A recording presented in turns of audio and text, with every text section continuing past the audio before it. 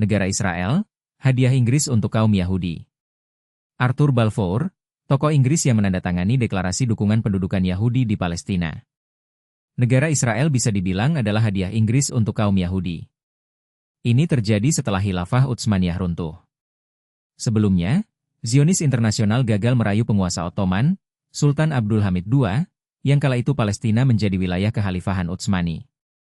Sultan Abdul Hamid mengeluarkan pernyataan keras kepada Yahudi, "Seandainya kalian membayar dengan seluruh isi bumi ini, aku tidak akan menerima tawaran itu. 30 tahun lebih aku mengabdi kepada kaum muslimin dan kepada Islam itu sendiri.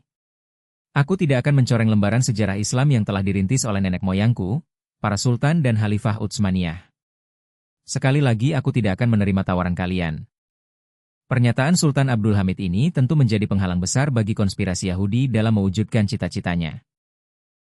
Pernyataan itu pun dipastikan membuat Yahudi terus berupaya menghancurkan Sultan Abdul Hamid II. Ketertarikan Eropa kepada Palestina di abad ke-19 dapat dibagi dalam dua tingkat. Pertama, dimensi politik di antara pemerintahan Eropa karena letak geografis Palestina sangat strategis yang berada di lingkungan dunia Arab, Islam. Kedua, aspirasi sosial yang sangat terkait dengan berkembangnya ide perang salib di kalangan orang-orang Kristen Ortodok dan Yahudi untuk menguasai Yerusalem. Permasalahan bangsa ini nampak sangat rumit, karena bangsa Yahudi ingin mendirikan tanah air nasional di sebuah wilayah dengan posisi mereka sebagai kelompok minoritas di tengah penduduk Palestina Arab. Sekalipun demikian, pada tahun 1917 Inggris mengeluarkan deklarasi Balfour dan menjanjikan akan menghadiahkan sebuah tanah air kepada Yahudi di Palestina. Pada sisi lain Palestina adalah bagian dari Daulah Islamiyah di bawah Turki, Utsmani. Akan tetapi dengan dikuasai wilayah ini oleh Inggris, 1917. Seterusnya dicaplok sebagian besar, 48%, oleh Yahudi Israel, Palestina yang mayoritas penduduknya Muslim menjadi tidak merdeka.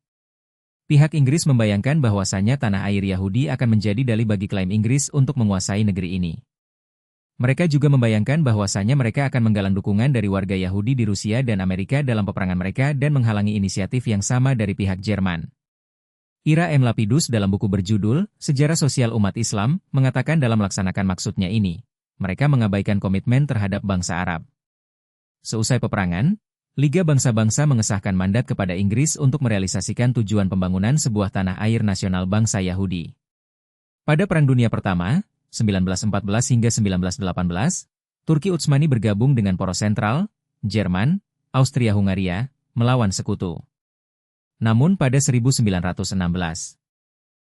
Inggris dan Prancis bersekongkol untuk membagi wilayah Timur Tengah dan terkenal dalam perjanjian Sykes-Picot. Dalam deklarasi Balfour tahun 1917, Inggris mendukung pembentukan negara Yahudi di tanah Palestina.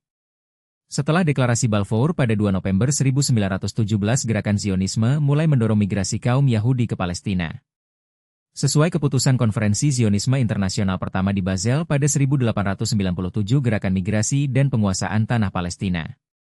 Gerakan ini dilakukan dengan 5 cara sebagai berikut. Pertama, pembelian tanah orang Arab Palestina secara besar-besaran untuk membangun pemukiman Yahudi. Dana untuk pembelian tanah dari orang Arab Palestina cukup besar, tetapi ternyata animo orang Yahudi untuk bermigrasi ke Palestina sangat rendah. Untuk memaksa orang Yahudi bermigrasi, kaum Zionis terpaksa melakukan tindakan kedua.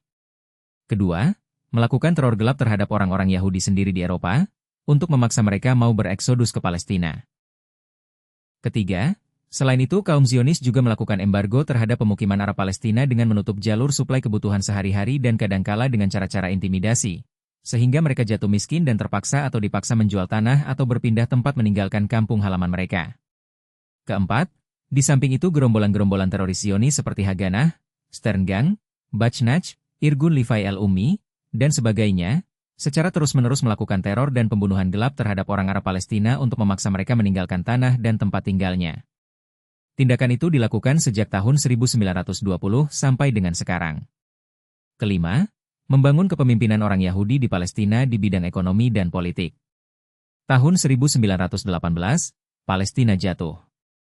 Jenderal Allenby merebut Palestina dari Khilafah Turki Utsmani.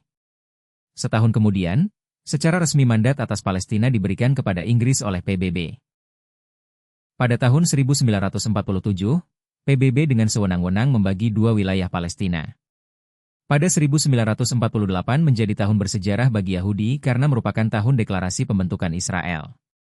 Tepat hari berakhirnya mandat dan penarikan pasukan Inggris dari Palestina dideklarasikan pendirian negara Israel, 14 Mei 1948.